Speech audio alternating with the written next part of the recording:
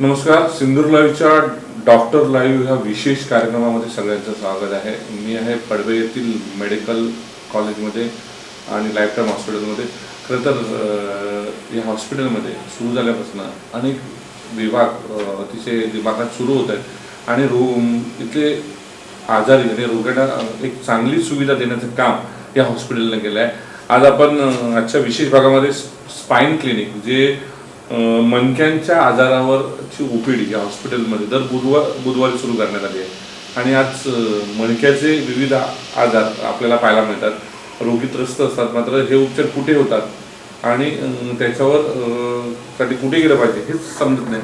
परंतु ह्या हॉस्पिटलमध्ये सगळ्या सुविधा आहेत आणि आजच्या ह्या मणक्यांच्या आजारावर चर्चा करण्यासाठी आपल्यासोबत आहेत डॉक्टर अविष्का कडव सर. खूप खूप स्वागत तुमचं. ते न्यूरो सर्जन आहेत नागपूरचे आणि इथे सेवा बजावतात. दुसरे आपले माननीय व्यक्ती आहेत अजय कुमार अल्लमवाल जे आर्थो सर्जन आहेत आणि नांदेड येथील आहेत. या दोन दिग्गजांची आपण चर्चा करणार आहोत. पहिल्यांदा आपल्या सोबत आहेत अविष्का कडव सर जे न्यूरो सर्जन आहेत. त्यांना मी माझा पहिला प्रश्न विचारतो. सर, काय सांगाल, सध्या दर बुधवारी मणक्यांच्या आजारावर तुम्ही स्पेशल ओपीडी सुरू केली आहे. काय ओपीडी आणि कशी सर्व्हिस तुम्ही देता? हे पहिल्यांदाच आम्ही इथे सुरू करतोय मणक्यांच्या आजारावर. मणक्यांचे आजार पूर्ण आपल्या जनरल पॉप्युलेशनमध्ये खरं तर खूप कॉमन आहेत आणि आमची म्हणजे ऑर्थोपेडिक सर्जन्स आणि न्यूरो सर्जन्स यांच्या ओपीडीमध्ये जवळजवळ 70 to 80% पेशंट्स हे पाठदुखी, कंबरदुखी, गादी घसरणे ह्या सगळ्या रोगांचे असतात. तर त्याचा विचार करून RS कुलकर्णी सरांनी आणि आम्ही सगळ्यांनी मिळून असं ठरवलं की आपण एक विशिष्ट दिवसच डेडिकेट फक्त त्याच प्रॉब्लेमसाठी ठेवावा, कारण की त्याने आपण जे काही एफर्ट्स आपण करू ते चॅनलाइज करून प्रॉपर ट्रीटमेंट आणि त्या पेशंट्सकडे विशिष्ट लक्ष देऊन आपण त्याचं आउटपुट चांगलं करू शकतो. आता मेन हे मणक्यांचे आजार खरं तर बघायला गेलं तर आज फास्ट युगामध्ये व्यायामाचा अभाव, योगाचा अभाव, काय आजार संभवतात मणक्यांचे नेमके? आजच्या युगामध्ये मणक्यांचे आजार, आधी कसं होतं, मणक्यांचे म्हणजे कंबर दुखी हे वय वाढल्यावर होण्यासारखे आजार होते किंवा मणक्यांच्या कुठल्याही व्याधी वय जसं वाढतं तशा होणार. पण आजच्या फास्ट युगामध्ये तुम्ही जसं म्हणताय की लोकांना स्वतःकडे लक्ष द्यायला वेळ नाही, प्लस त्यांची कार्य करण्याची म्हणजे काम करण्याची जी पद्धती आहे त्याच्यात त्यांच्या मणक्यांवर येणाऱ्या स्ट्रेसमुळे मणक्यांचे आजार यंग पॉप्युलेशनमध्ये पण कॉमनली बघायला भेटतात आजच्या युगात. तर त्यामुळे जो पेशंट पॉप्युलेशन आहे की ज्यांना मणक्यांचे आजार होतात ते दिवसेंदिवस वाढत जातात आणि more young population is suffering from that. मी सरांकडे जातोय. अल्लमवाल सर, खरं बघायला गेलं तर हा जो मणक्यांच्या आजाराचा त्रास आहे अतिशय पेनफुल असतो, त्रासदायक असतो. कसा त्रास होतो या आजारामध्ये? ह्यामध्ये 2 ते 3 प्रकार प्रामुख्याने असतात. काही लोकांना फक्त कंबर दुखते आणि काही लोकांना कमरेतलं पेन हे पायामध्ये जातं. जे पायामध्ये दुखणं जातं ते मोस्टली जे स्लिप डिस्क असतं त्यामुळे असू शकतं. तसेच काही लोकांना पायामध्ये गोळे येतात ज्याला आपण क्रॅम्प्स म्हणतो. ते प्रामुख्याने जे आपली कॅनल असते, लंबार कॅनल, ती छोटी झाल्यामुळे पायामध्ये ताण येतो. कसे असतात आपले जे मणके असतात त्याच्यामध्ये एक गादी असते. त्या गादीमध्ये ते आपले शॉक ॲब्झॉर्बर म्हणून काम करतात. जेव्हा जास्त ताण आला तर ते गादी सरकून मणक्याच्या थोडं बाहेर येते आपल्या, आणि जे नस असतात आपल्या पायात जाणारे किंवा दुसरी अवयवाकडे जाणारे ते दाबले जातात. आणि ते दाबल्या गेल्यामुळे काय होतं की पेशंटला पेन वगैरे तयार होतं, पेन वगैरे सुरू होतं. सर, महत्त्वाचा प्रश्न, खरं तर तुम्ही न्यूरो सर्जन आणि ऑर्थोपेड दोघांची संलग्नता कशी आहे आणि ह्या आजारावर तुम्ही उपचार करताना सध्याची ओपीडी तुम्ही सुरू केली, रुग्ण कोणत्या प्रकारे जास्त येत आहे? पहिल्या तुमच्या प्रश्नाचा पहिला पार्ट म्हणजे ऑर्थोपेडिक आणि न्यूरो सर्जन यांचं दोघांचंही मणक्यांच्या आजारांमध्ये टीम वर्क असतात. आणि मी हे प्राऊडली सांगू शकतो की SSPM लाईफटाईम हॉस्पिटल एकमेव हॉस्पिटल आहे जिथे ऑर्थोपेडिक सर्जन आणि न्यूरोसर्जन दोघेही मिळून स्पाईनचे पेशंट ट्रीट करतात, जेणेकरून पेशंटला चांगल्या दर्जाची सेवा उपलब्धता येते. तर ऑर्थोपेडिक सर्जन्स हे हाडांचं काम करण्यात एक्सपर्ट असतात. स्पाईन म्हणजे मणके असतात जे हाडांचे असतात आणि त्या हाडांच्या कॅनलमधून मज्जारज्जू जातो, ज्या मज्जारज्जूमधून नसा बाहेर पडतात. त्या नसांना हँडल करण्यामध्ये आम्ही न्यूरोसर्जन थोडे एक्सपर्ट असतो. तर जिथे किचकटीचं काम असतं, हाडं आणि नसा जवळपास इतक्या जवळजवळ असतात की आपण हाडं बरोबर नाही काढल्या तर नसा म्हणजे पाहिजे तसा रिझल्ट नाही येणार आणि हाड बरोबर काढताना नसांनाही जाऊन त्याचे साईड इफेक्ट्स होऊ शकतात. तर ह्या गोष्टी टॅकल करण्यासाठी माझं असं मत आहे की दोन्ही म्हणजे ऑर्थोपेडिक सर्जन आणि न्यूरोसर्जन यांची टीम असलेली कधी पण चांगली असते. आता तुम्ही विचारलात की आम्ही स्पाईन ओपीडीमध्ये कुठल्या प्रकारचे पेशंट्स जास्त आम्हाला बघायला भेटतात, तर मोस्ट ऑफ द टाईम आम्हाला लो बॅक एक म्हणजे खूप वाईड टॉपिक आहे. तर लो बॅक एक म्हणजे कंबरदुखीचे पेशंट्स खूप जास्त बघायला भेटतात. ते कंबरदुखी यंग पॉप्युलेशनमध्ये पण बघायला भेटते आणि एजेड पॉप्युलेशनमध्ये पण बघायला भेटते. सर, हे झालं आता मज्जारज्जू आपण जो म्हणतो त्याच्यावर नेमका इफेक्ट काय होतो, हे त्रास होऊन संभवण्याचे कारण काय? म्हणजे आता जे आपण बघितलं आपली राहणीमान, खाण्याची पद्धत, व्यायामाचा अभाव, कशाचा परिणाम होतो? मज्जारज्जूवर इफेक्ट का होतो ते जसं डॉक्टर अजय बोललेत की स्लिप डिस्क हे एक कारण आहे की दोन मणक्यांच्या मध्ये गादी असते जी शॉक ॲब्झॉर्बर म्हणून काम करते. तिच्यावर ताण आला तर ती मागे घसरते आणि नसेवर दाबते. नसेवर जर दाब आला तर त्याच्या वेदना होतात पेशंट्सला. त्या कुठल्या प्रकारच्या वेदना असतात, तर पाठीत अचानक कळ येऊन ती कळ पायामध्ये उतरते मांडीच्या मागच्या बाजूला. हा स्लिप डिस्कचा प्रॉब्लेम झाला, ज्याला कॉमन टर्मिनॉलॉजीमध्ये बरेच लोक सायटिका पण म्हणतात. तर सायटिका सारखा त्रास होऊ शकतो. प्लस जसजसा मणक्यांवर ताण वाढतो तसतसं गाद्या कमजोर होतात, त्या सरकतात, हाडं एकमेकांवर घासायला लागतात, त्यांची झीज होते, एकीकडे झीज होते दुसरीकडे वाढ होते. तर जे कॅनल असते त्याच्यामधनं जाणाऱ्या मज्जारज्जूला हाड वाढतं, गादी सरकते, हाडं झिजतात, सैल होतात, मणके घसरतात एकमेकांना. या गोष्टीमुळे जो मज्जारज्जू असतो त्याच्यावर हळूहळू दाब वाढत जातो आणि त्याला अवेलेबल असलेली जी जागा असते ती कमी होऊन जाते. तर अचानक जर दाब वाढला, गादी बाहेर आली आणि अचानक दाब वाढला, नस दाबते, तर त्याला पेन होतात. कालांतराने हळूहळू होणारा जो दाब असतो त्याला कॅनल स्टेनोसिस, अजय जसं बोललं की कॅनल स्टेनोसिसचा त्रास होतो की काही दूर चालल्यावर पेशंटला पाय भरून येतात, मांड्या भरून येतात, पायात गोळे येतात आणि मग बसायलाच लागतं. बसलं थोड्या वेळ की परत चालायला होतं, परत थोडे दूर चाललात की त्याला परत तसाच त्रास होतो. तर ह्या त्रासांमुळे पेशंट्सची जी मोबिलिटी आहे म्हणजे काम करण्याची क्षमता आहे किंवा हालचाल करण्याची क्षमता आहे त्याच्यावर खूप रेस्ट्रिक्शन्स येतात आणि हळूहळू जर खूपच जास्त वाढत गेलं तर पेशंट बेड रिडन किंवा चेअर रिडन होऊन जाईल. हे होण्याचं कारण काय, आता का संभवतो आणि वयाच्या किंवा कुठच्या वर्षामध्ये पासून हा आजार निर्माण होतात? हे होण्याचं कारण असं की आपल्या शरीराचं पूर्ण वजन जे आहे ते मणक्यांमधून पायांमध्ये ट्रान्समिट होऊन म्हणजे आपल्याला बॅलन्स करायला होतं जमिनीवर. तर जसजसं मणके नॉर्मल आहे, जसे आपले केस पांढरे होतात वयामानाने तसे मणके पण पांढरे होतात, म्हणजे झीज होते त्यांची. तर ही एक नॅचरल प्रोसेस आहे, नॅचरल एजिंग प्रोसेस.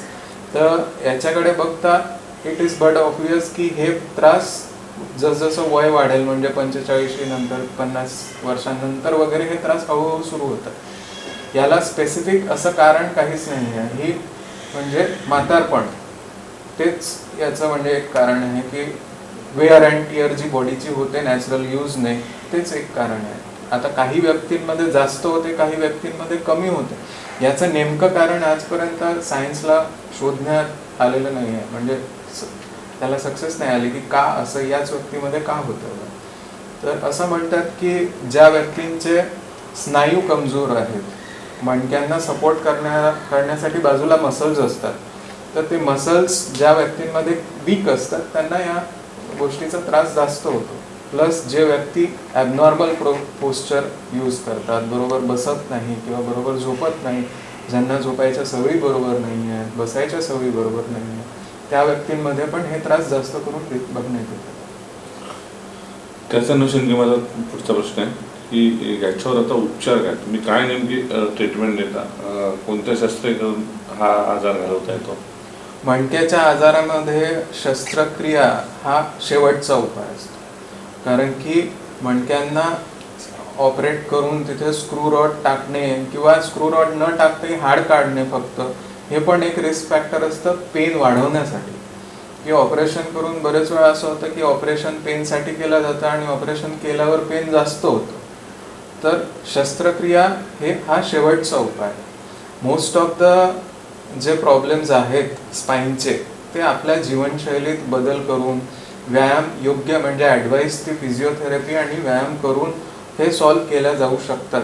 जर वेळेतच आपल्या लक्षात आले की ओके आपल्याला आता सुरुवात होते आहे, पाठदुख होत आहे, कंबर दुखत आहे, रोजचे रोज दुखत आहे, जास्त दुखत आहे, तर जर डॉक्टरने दिलेला सल्ला आपण योग्यरीत्या फॉलो केला तर आपल्याला कदाचित आयुष्यभर ऑपरेशन करायची गरज नाही पडणार. मग सर हे सगळे आजार सांगताना यातल्या जे शस्त्रक्रिया आहेत, सरांनी म्हटलं की शेवटचा पर्याय म्हणजे शस्त्रक्रिया, सक्सेसफुल आहे शस्त्रक्रिया? शस्त्रक्रिया फक्त 10 ते 20% लोकांमध्येच करावी लागते आणि बऱ्यापैकी 90% शस्त्रक्रिया यशस्वी होतात आणि एक 5 ते 10% लोकांमध्ये कॉम्प्लिकेशन होतात. पण जोपर्यंत पेशंट स्वतःहून म्हणजे पेन अनबिअरेबल होतं त्या पेशंटला, त्याशिवाय आपण शस्त्रक्रिया ॲडवाईस नाही करत. कारण injection, lifestyle modification, exercises, physiotherapy ह्या सर्व गोष्टींनी जवळपास 80 ते 90% मणक्याचे आजार दूर होतात. आपली लाईफस्टाईल, खाण्याच्या पद्धती किंवा आहारातला कमतरता, याच्यामुळे त्याच्यावर काय परिणाम होतोय का? लाईफस्टाईलमध्ये कसं असतं, आता आपण 5 ते 6 तास रात्री झोपतो आणि सडनली आपण उठतो. त्यामुळे कसं असतं, जी डिस्क असते ती हायड्रेटेड असते आणि सडन उठल्यामुळे आपण त्याच्यावर ताण येतो. तर सकाळी उठण्याच्या पद्धती, नंतर उभा कसं राहायचं त्याच्या पद्धती, नंतर झोपताना कसं झोपायला पाहिजे म्हणजे आपल्या मणक्यावर जास्त ताण नाही आला पाहिजे, नंतर चालताना कसं चालायला पाहिजे, ही पद्धत म्हणजे प्रत्येक गोष्टीमध्ये नियमाप्रमाणे करणे गरजेचं आहे. या आणि फिमेल लोकांमध्ये कसं असतं की हार्मोनल चेंजेस होतात मेनोपॉझल नंतर, म्हणजे एकदा पाळी थांबली त्यानंतर हार्मोनल चेंजेस होतात, त्यामुळे त्यांचे कॅल्शियम, विटॅमिन डी वगैरे कमी होतात आणि त्यामुळे त्यांची झीज जास्त होते. तर पाळी संपल्यानंतर आपण रेग्युलर कॅल्शियम आणि विटॅमिन डीचे डोसेस घेतलं तर ते त्यांना झीज कमी करण्यात मदत करते. सर, लाईफ टाईम हॉस्पिटलचा विचार करता इथल्या तुम्ही बुधवारची ओपीडी सुरू केली मणक्यांच्या आजारावर, काय काय सुविधा देताय तुम्ही आजपर्यंत? स्पाईन क्लिनिक आत्ता म्हणजे या आठवड्यापासून आपण सुरू करतो. याच्या आधी पण स्पाईनचे पेशंट बघायचो आम्ही, पण ते असे डिस्ट्रीब्युटर राहायचे की आले तसे बघायचे. आता स्पाईन क्लिनिकसाठी आपल्याकडे काय काय सुविधा उपलब्ध आहेत, तर स्पाईन म्हणजे मणक्यांच्या आजारांसाठी जे काही आपण इन्व्हेस्टिगेशन्स किंवा तपास जे ॲडवाईस करतो, आम्ही 4-5 डॉक्टरांची टीम आहेत. RS कुलकर्णी सर आमचे हेड आहेत, मी आहे, अजय डॉक्टर आहेत, डॉक्टर शेवाळे आहेत आणि डॉक्टर अश्विन आहेत. प्लस आमच्या टीममध्ये फिजिओथेरपिस्ट आहेत, शेटे मॅडम. तर ही OPD टीम आहे. OPD टीममध्ये फिजिओथेरपी आणि कन्सल्टेशन रूम्स हे आहेत. प्लस इन्व्हेस्टिगेशन्स म्हटले तर रक्तात जे काही तपास आपण रक्तासाठी करतो की कॅल्शियम लेवल्स काय आहेत, विटॅमिन B12 लेवल्स काय आहेत, विटॅमिन D3चे लेवल्स काय आहेत, या सगळ्या टेस्ट अवेलेबल आहेत. प्लस एक्सरेज पाहिजे तेव्हा आपण 24 तास कधी पण काढू शकतो आणि 16 स्लाइसचा CT स्कॅन 24 तास रुजू आहे, तो पण आपण कधीही यूज करू शकतो. आणि सगळ्यात महत्त्वाचं म्हणजे MRI 1.5 टेस्ला MRI अवेलेबल आहे. प्लस आमच्यासाठी ऑपरेशन म्हणजे मणक्यांचे ऑपरेशन करण्यासाठी लागणारे ऑपरेशन थिएटर, जिथे इंट्रा ऑपरेटिव्ह एक्सरे म्हणजे त्याला CR म्हणतात, ते सगळ्यात बेस्ट क्वालिटीचं पण अवेलेबल आहे. सुसज्ज थिएटर आहे. आतापर्यंत तुम्ही कधी इथे केलेली क्रिटिकल ऑपरेशन शस्त्रक्रिया काय सांगू शकाल त्याबद्दल? आतापर्यंत आम्ही जवळजवळ 20 ते 25 मणक्यांची ऑपरेशन्स केलेली आहेत इथे इथे. त्यात म्हणजे एमर्जन्सी, आता ॲक्सिडेंट होऊन मणक्यांचे फ्रॅक्चर होणे, ते मणके घसरणे, त्याच्यामुळे हातापायातली ताकद जाणे, अशा ऑपरेशन्स झाले आहेत. प्लस जसं ते मी मगाशी बोललो होतं की चालल्यावर, काही दूर चालल्यावर पाय भरून येतात, त्याला स्पायनल कॅनल स्टेनोसिस म्हणतात, त्याचे ऑपरेशन झालेले आहेत. ॲक्यूट डिस्क म्हणजे स्लिप डिस्कचे ऑपरेशन झालेले आहेत. तर पेशंट आल्यावर पेशंटची परिस्थिती काय आहे त्या हिशोबाने ऑपरेशन काय करायचं आणि कधी करायचं ते ठरवून योग्य प्रकारे प्लॅनिंग करून ऑपरेशन करण्यात येतं.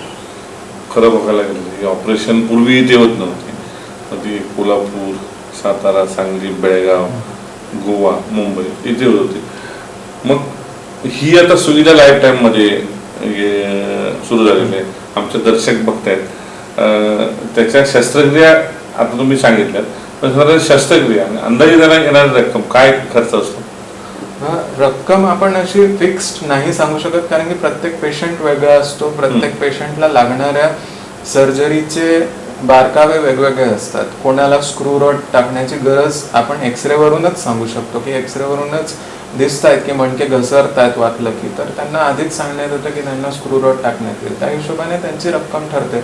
पण मी एवढी हमी नक्कीच देऊ शकतो की आधी जे पेशंटला कोल्हापूरला, मुंबई, पुण्याला जायची गरज पडत होती, तिथे होणारा खर्च प्लस ट्रॅव्हलिंगचा खर्च, ह्या सगळ्या गोष्टी बघून आपल्याकडे जे ऑपरेशन्स होतात ते नक्कीच त्याच्यापेक्षा कमी आणि माफक दरात होणार. सर बोलले आता ऑपरेशनला कोल्हापूर, पुण्याला जाऊन राणेसाहेबांनी एक नवीन दालन उभं करून दिल्यासारखं वाटत नाही? हो नक्कीच, कारण एवढ्या रुरल सेटअपमध्ये एवढं मोठं हॉस्पिटल उभारणं हे राणेसाहेबांमुळे शक्य झालेलं आहे. आणि इथं आपल्याकडे सर्व सुविधा आहेत. इवन 24 तास आपल्याकडे न्यूरोसर्जन अवेलेबल आहेत. मणक्याचे ऑपरेशन होतात आपल्याकडे, जॉईंट रिप्लेसमेंटचे ऑपरेशन होतात, कॅथलॅब वगैरे स्वतंत्र आहे आपल्याकडे. सुविधा आता त्यानंतर तुम्ही ऑर्थोसर्जन आहात. खरं बघायला गेले सरांशी आपण मगाशी चर्चा केली, लाईफस्टाईल बदलली, हे सगळे सिस्टीम वगैरे, ह्यामुळे जे आजार उद्भवतात, खरं काय अपेक्षित व्यायाम गरजेचं आहे? व्यायाम म्हणा किंवा प्राणायाम किंवा योगा केले पाहिजेत, तर काय केलं पाहिजे? खूप लोक चुकीचं जे पोश्चर म्हणतो आपण की बसताना चुकीचं बसणार, कंटिन्यू 2-2 तास बसल्यामुळे आपल्या मणक्यावर ताण येतो. मग जर त्यांना आपण समजून सांगितलं, त्यांना काउन्सिल केलं आपण की 10 मिनटं उठून फेरे वगैरे मारले तर त्याच्यावरचा ताण कमी होतो. नंतर झोपताना वगैरे पायाखाली उशी घेतलं तर आपला जो कर्व असतो मणक्याचा तो मेंटेन राहतो. हे सगळं होत असताना सर मी तुमच्याकडे येतोय, मला सांगा हे आजार हे 90च्या असं आहे, 1990 वगैरे 85 या काळामध्ये कुठेतरी दिसत नव्हतं. आता त्याचं हे प्रमाण वाढलंय. काय कारणीभूत असेल, काय कारण घटक कारणीभूत असेल वाटतं आपल्याला? मी मगाशी जसं बोललो की आता म्हणजे जी धावायची सवय लागली आहे मनुष्याला, की कुठल्याही गोष्टीच्या मागे इतकं धावणे की बाकी जे रेग्युलर त्यांचे लाईफस्टाईल्स आहेत त्याच्याकडे दुर्लक्ष होतं. धावायची आणि टेक्नॉलॉजी एवढी ॲडव्हान्स झाली आहे की आपल्या हातात अख्खं जग असतं मोबाईलमध्ये. तर त्या जगात काय चाललं आहे ते सगळं माहिती करून घेतो, पण आपण शरीराकडे दुर्लक्ष होतं की शरीराला आपल्याला काय त्रास होतो. बरेच वेळा पेशंट येतात आमच्याकडे आणि त्यांनाच माहीत नसतं की त्यांना काय त्रास होतोय. तर हे 1990 जो त्रास जसा होत होता आणि आज जो त्रास होतो त्याच्यात नक्कीच तुम्ही जसं बोललात की नक्कीच खूप डिफरन्स आहे. आता जे यंग पॉप्युलेशन्समध्ये स्पाईनचे प्रॉब्लेम्स होत आहेत ते तेव्हा तेवढे नाही व्हायचे, कारण की तेव्हा यंग पॉप्युलेशन काय म्हणतात इंडोर पॉप्युलेशन नव्हती. आता एक न्यू टर्म अशी म्हणजे सर्क्युलेशनमध्ये आहे की आजचं population is a indoor population. त्यांना बाहेर काय चाललंय माहिती करून नाही घ्यायचं, बाहेर जाऊन माहिती नाही करून घ्यायचं, घरी बसूनच सगळं शॉपिंग, घरी बसूनच माहिती कुठली घ्यायची आहे, घरी बसूनच पेपर आणायला बाहेर न जाणे. म्हणजे ह्याच्यात ज्या प्रकारे म्हणजे न्यूट्रिशियस हे आहेत पॉईंट्स आहेत, त्याला तसेच ॲक्टिव्हिटीचे पण पॉईंट्स आहेत. बाहेर न गेल्यामुळे सूर्यप्रकाशाला एक्सपोज न होणे, विटॅमिन डी बरोबर न असणे शरीरात, त्याच्यामुळे हाडांवर कुठे ना कुठे इफेक्ट होतोच. प्लस ॲक्टिव्हिटी पाहिजे तशी नसणे. आधी मुलं बाहेर जाऊन खेळायची संध्याकाळी, आता ते संध्याकाळचं खेळणं जवळजवळ नाहीसंच झालंय. फोनवरच पबजी खेळणे, चॅट्स करणे, व्हॉट्सॲप, इंस्टाग्राम ह्या सगळ्या गोष्टींमध्ये जास्त बिझी झाले आहेत. आउटडोअर गेम्स, आउटडोअर ॲक्टिव्हिटीज कमी झाल्यामुळे मला असं वाटतं की 1990 आणि 2020 मध्ये जो आपल्याला फरक दिसतो तो. सर, नागपूरसारख्या मोठ्या सिटीतून तुम्ही आला, तुमचं शिक्षण कुठे झालं आणि आतापर्यंत तुम्ही केलेले एखाद्या अवघड शस्त्रक्रिया सांगू शकाल? नागपूर म्हणजे मी नागपूरचा आहे, पण खरं तर नागपूरमध्ये मी फक्त MBBS पुरताच होतो. तर MBBS नागपूरमध्ये झालं, त्याच्यानंतर MS जनरल सर्जरी आसामला केलं आणि MCS न्यूरो सर्जरी जिपमार पॉंडिचेरीला केलं. आत्तापर्यंत केलेल्या अवघड शस्त्रक्रियेमध्ये मी आणि अजयनी आम्ही केलेले म्हणजे अशा शस्त्रक्रिया खूप कमी ठिकाणी करतात की पाठीचे वरचे मणके ते पूर्णपणे उद्ध्वस्त होऊन सरकले होते आणि तिथे त्या जागी स्क्रू रॉड टाकून त्याला जागेवर धरून ठेवणे हे खूप कमी ठिकाणी सर्जन्स करतात की अप्पर थोरॅसिक लेवलचे पेडिकल स्क्रू रॉड टाकणे. तर ती आम्ही दोघांनी इथे सुरुवातीच्या दिवसांमध्ये केलेलं एक किचकट ऑपरेशन होतं असं मला वाटतं. सरांकडे जातोय. तुमच्या बाबतीत आता तुम्ही नांदेडवरून आला देते, तुमच्या लाईफमध्ये शिक्षण तुमचं कुठे झालं आणि आजपर्यंत केलेले आगळी वेगळी शस्त्रक्रिया काय सांगाल? मी 11वी 12वीला लातूरला शाहू कॉलेजला होतो. नंतर MBBS आणि MS माझं पुण्यामधून मायमार मेडिकल कॉलेजमध्ये झालं आणि त्यानंतर मी 1.5 वर्ष इथं रत्नागिरीला होतो डेरवनला आणि आता इथं जॉईन होऊन मला 7 ते 8 महिने झालेत. अवघड शस्त्रक्रिया असं जसं सरांनी इथं मेन्शन केलं, आम्ही 10 ते 20 सर्जरी केलेत. तर त्यामध्ये जे अप्पर थोरॅसिक आहे ही सर्वात डिफिकल्ट सर्जरी असते आणि ते आम्ही यशस्वीरित्या इथं पार पाडली. राणे साहेबांनी हे सगळं निर्माण केलं, ते मग त्यांच्याकडे पण जाणार आहोत. खरं तर इथे उसाटरा आणि तिथे हे जिल्ह्यामध्ये या सुविधा नव्हत्या. आता जेव्हा दिवसाला जे पेशंट येतात इथला इकॉनॉमिकली कसे दर कमी आहेत जे सर्वसामान्यांना परवडणार आहे? इकडे आपल्याकडे महात्मा ज्योतिबा फुले ही स्कीम आहे. त्यामध्ये बरेच मणक्याचे ऑपरेशन कव्हर होतात. संपूर्ण नाही पण एक 40 ते 50% ऑपरेशन कव्हर होतात. त्यामुळे जे इकॉनॉमिकली बॅकवर्ड वर्ग आहे त्यांच्यासाठी खूपच हेल्पफुल आहे. सर, ह्या ऑपरेशन्स जर आपण बाहेर गेलो, गाडी खर्च आहे, अन्य खर्च आहे, मात्र इथल्या ज्या सावित्रीबाई फुले योजना म्हणून अन्य कुठच्या योजना इथल्या हॉस्पिटलला लागू आहे आणि कसे परवडणारे दर आहे सर्वसामान्यांना? नक्कीच. बाहेर जर तुम्ही आत्ता पण इन्फॉर्मेशन काढायचा प्रयत्न केला तर मणक्याची स्लिप डिस्कची साधी सर्जरी, साधी नाही म्हणता येणार पण ओके, त्यातल्या त्यात मणक्यांच्या सर्जरीमध्ये मोस्ट कॉमनली परफॉर्म केली जाणारी स्लिप डिस्कची सर्जरी जर तुम्ही कोल्हापूरला जाऊन वगैरे केलात तर त्याचा खर्च नक्कीच हॉस्पिटलचा खर्च 1.5 लाख ते 2 लाखाच्या घरात जातो. आपण इथे जर करायचं म्हटलं तर तोच खर्च निम्म्यावर येऊन जातो. तर त्याच प्रकारे विविध प्रकारचे म्हणजे जे काही ऑपरेशन्स आहेत, आणखी कॉम्प्लेक्स ऑपरेशन्स आहेत जिथे इन्स्ट्रुमेंटेशन करायला लागतं, स्क्रू रॉड टाकायला लागतात, त्याचेही खर्च नक्कीच तिथल्यापेक्षा इथे कमी होणार आहे. होतात जलद गतीने लोक येतात इथे ऑपरेशनला?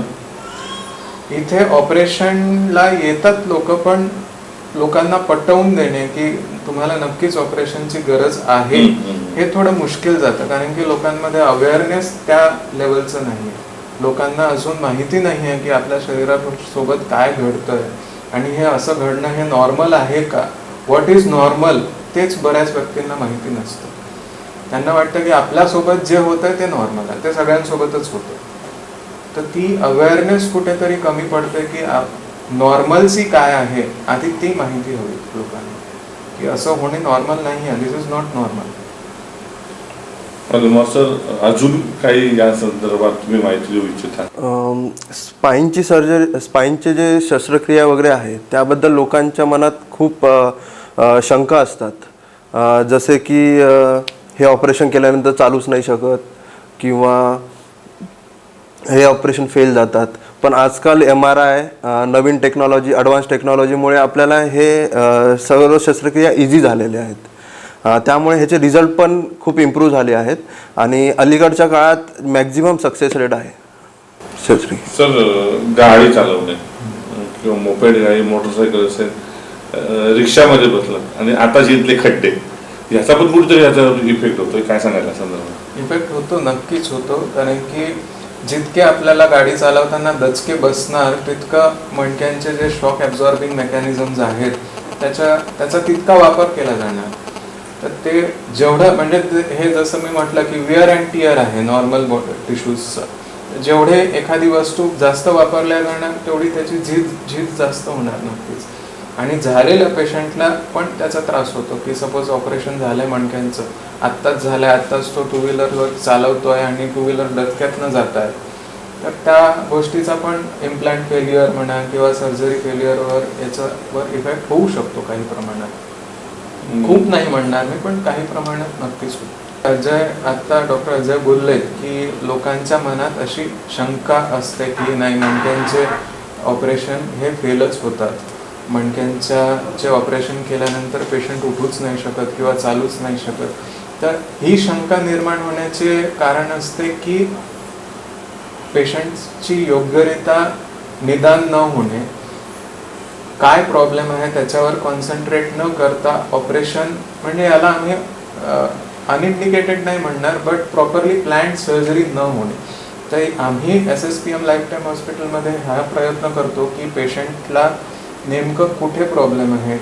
मणक्यांमध्ये खूप सारे पार्ट्स असतात, तर कुठल्या पार्टमध्ये प्रॉब्लेम आहे, कुठे आपण काय करू शकतो, त्याला खरंच सर्जरी करून फायदा होणार आहे का, ह्या सगळ्या गोष्टी प्लॅन करून आपण निर्णय घेतो की ओके तुम्हाला ऑपरेशनची खरंच गरज आहे किंवा नाही, तुम्हाला ऑपरेशन न करता तुम्हाला व्यायाम, फिजिओथेरपी आणि गोळ्या हेच घेणार आहे. त्याच्यामुळे मला असं वाटतं की आउटपुट जे आउटकम्स आहेत ते नक्कीच इकडे पॉझिटिव्ह राहणार आहेत. ती शंका जी की मणक्यांचे ऑपरेशन केल्यावर सक्सेस होत नाही ती नक्कीच इकडे कमी होणार. सध्या 2 ते 3 आठवडे झाले आपण सुरुवात करून, तर सध्या तरी एक 10 ते 15 पेशंट येतात दर बुधवारी, पण आम्ही एक्सपेक्ट करतो की ही संख्या लवकरच नक्की वाढेल. सर, सुविधाच्या बाबतीत नंबर 1 तुमचं आहे आणि ही सुविधा देत असताना तुम्ही 24 तास कसे असता? 24 तास इथल्या म्हणजे हॉस्पिटलमधल्या डॉक्टरांचं म्हणा किंवा इथे येणाऱ्या पेशंट्सला जे ॲडव्हान्टेज आहे की आम्ही सगळे डॉक्टर्स हॉस्पिटलच्या कॅम्पसमध्येच राहतो. राणे साहेबांनी आम्हाला इतकी चांगली अरेंजमेंट करून दिली आहे स्टाफ क्वार्टर्सची की आम्हाला बाहेर राहण्याची हे भासत नाही. आम्ही इथेच असतो 24 तास. आणि एमर्जन्सी जे काही पेशंट्स येतात किंवा OPDमध्ये जरी कोणी पेशंट असतं, सपोज मला काही काम असलं, मी नसलो तर अजय असतो, अजय नसला तर शैलेश असतो. तर आम्ही इथेच राहिल्यामुळे पेशंटला आला की लगेच सुविधा उपलब्ध होतात, आमचे कन्सल्टेशन्स उपलब्ध होतात. रात्री कितीही वाजता पेशंट येऊ देत, ॲक्सिडेंट होऊ देत, 24 तास CT scan technician, MRI technician, ultrasound, X-ray सगळं रनिंग असतं.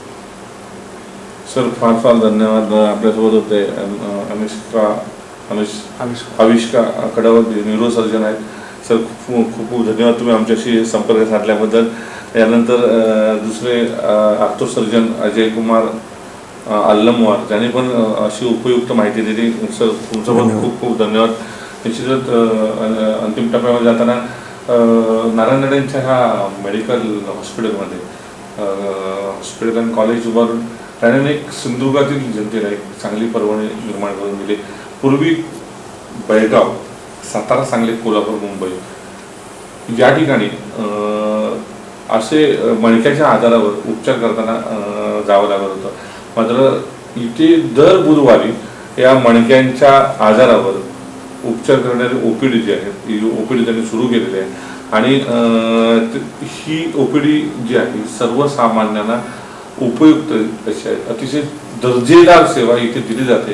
त्यामुळे निश्चितच जे पेशंट येतात ते खरोखर आनंद जाताना जरी दुःखी होऊन आले असतील तर जाताना आनंदित जातात. कारण रुग्णांना सेवा देण्याची पद्धत आहे ती निश्चित वाखाणण्याजोगी आहे.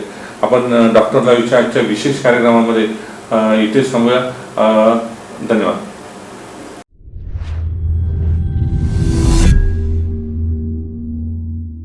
तुम्हाला जर हा व्हिडिओ आवडला असेल तर लाईक करा, शेअर करा आणि सबस्क्राईब करायला विसरू नका.